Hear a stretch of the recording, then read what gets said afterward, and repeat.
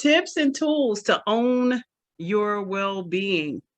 It's been an exciting journey for me over the last, 2016, so 7 years now. It's been an exciting journey after having taken the leap and being in control of my life and my well-being. What that looks like for me took intention. It took intentional steps. It took sacrifice. It took digging way down deep into my arsenal, because we all have one. And before I go any further, my name is Dr. Eve, known to many as Dr. Eve. And I am the president and executive director for the National Coalition of Black Women Rising. We are currently on a massive tour to redefine well-being as the highest form of equity. Yes, equity. We know that since we can remember, as women, we've always playing catch up, always trying to figure out, still trying to get our 60 cents to a man's dollar. And we realize that well-being is an individual thing. No one can define what well-being looks like for me, nor can they define what it looks like to you. What we can do is at least give you a glimpse into how you can show up for you. We are more than advocates. We are the solution. And so while we have many concerns about economic stability, our access to quality health care and education, our environments and neighborhoods, and of course, last but certainly not least, is our social support. So again, we are more than advocates, which means we have to be the solution. We have to build the alternatives to dominant institutional cultures. And to everyone out there, you are capable of establishing well-being for you and for your family. And so I want to talk a little bit today about what that looks like and what that has looked like on this journey as we are creating cultures of well-being. Now, my personal and professional endeavors include: 1, helping Black women arise. 2, how do I do that? By showing up in my own power. So who am I? I'm Dr. Eve, and I have a background in health and human services, 30 years of experience in the industry. I am an academic scholar in the arena of group processes, community engagement through group processes, and online social support. I've been doing this work for many years. And at some point, after having realized that social reform is necessary, we realize what we're dealing with. But what I'm not going to do is wait for anyone to give it to me. So we teach you to stand in your power, own your skills, transfer your skills, level them up in amazing ways. Today, we're talking about freelance to freelance or to not freelance. So, in all honesty, that's where my journey began. My journey began as a freelancer, not in the US. My journey began as a freelancer without a job in Bangladesh.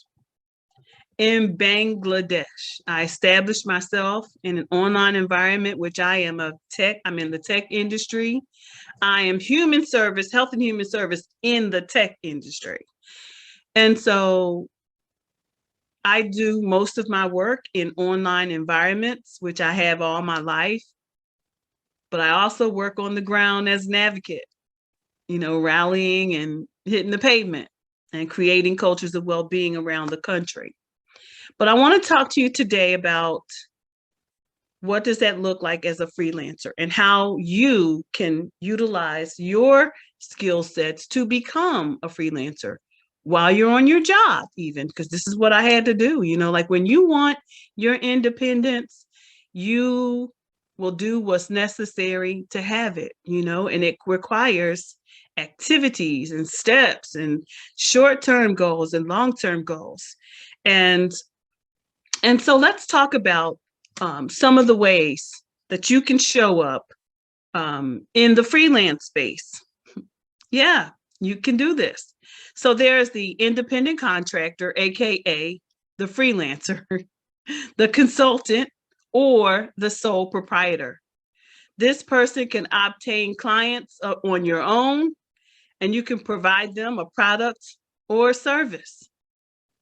Now, what type of product or service are you going to offer them? I never start with anyone other than me. Me. I can offer you me. Now, what skills do I have? The ones that are in my hands. Now, I remember years ago when I first started this process, I was in data processing. I was right out of high school. Do you know I had a business then too? I would type papers. People would get me to type their manuals for their business. I would do all kinds of data processing, right? Because that I could earn. People would pay me good money. Do you hear me? You know how much you get paid per word just to type papers for people? Research papers, they give you handwriting and you convert it to data. Well, everybody's doing data now, so that's a little different, but you still have people who need your services. So you have an independent contractor, someone who has a skill or a service. Today, I'm contracting in many, many, many, many ways, because when I look back over 30 years of experience, at the end of the day, my question to my client is, how can I help you? What is your need in the moment?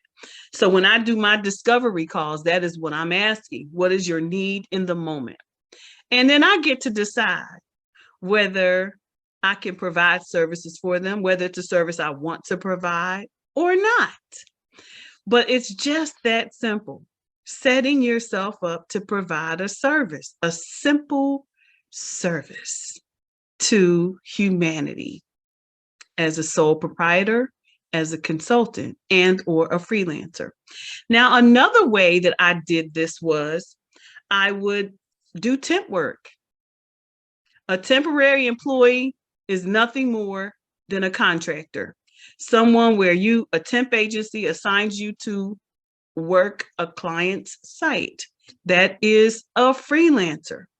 You get to decide what that looks like. Maybe you want to work for 2 weeks. Maybe you want to work for 1 week. Maybe you want to work 2 weeks in the summertime. Maybe you want to work summer. Maybe you don't want to work summers. I don't work summers. So I'm looking forward to summertime off. I do 10 months and 2 off. You get to decide. You could do direct hire, temp employee direct hire. Now, what that simply means is you work in a temporary position at a company, but you're not assigned through an agency. Direct hire, you could propose. Did you know that you could create your own jobs? You can create your own jobs based on what you have to offer. You know how many of those I've created? Tons.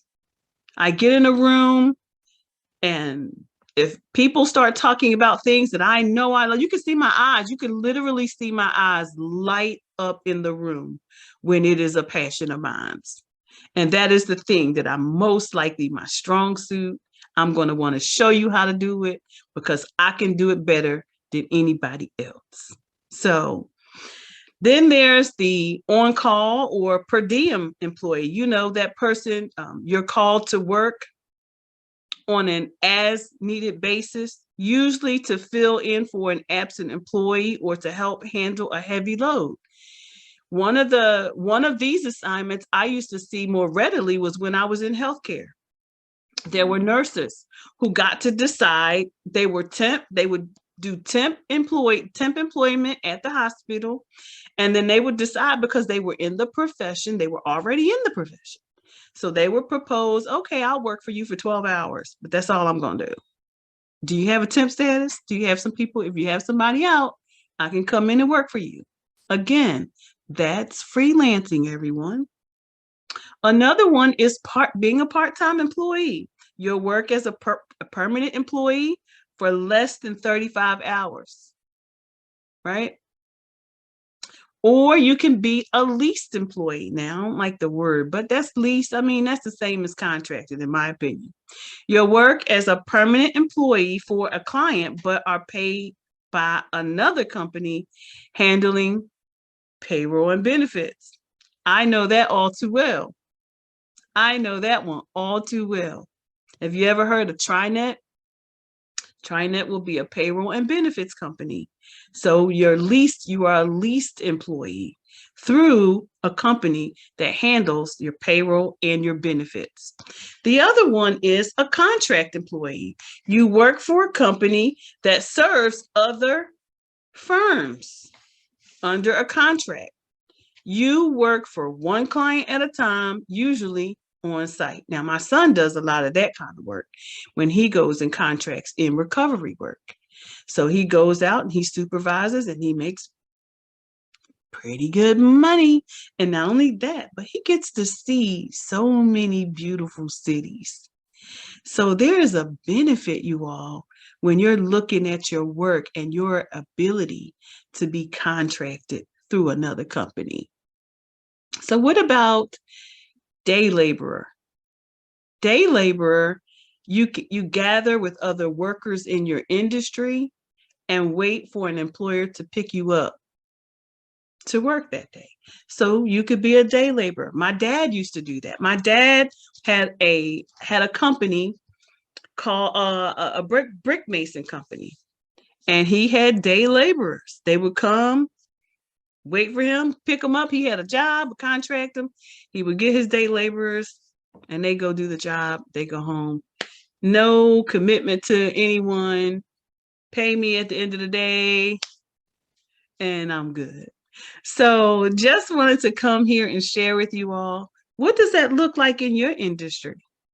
Let me show you how. I am Dr. Eve. I am the president and executive director for the National Coalition of Black Women Rising, where we are helping Black women to arise, stand in their power, own their stage, and be the solution, an alternative to dominant institutional cultures. So if you are interested and you need support, get your free consult today. You can go there to Linktree, linktr.ee/Dr. Eve Angel H. Savage. It's also in the video. And get yourself a free consult, and I can get you started just like that. So click the subscribe button in our video. Make sure you turn on your notifications, because I'm sharing all the deets. I'm sharing all the deets on how, and getting you started is the most important goal. So peace and blessings to you all. And I hope that you enjoyed the video. Please share with a friend.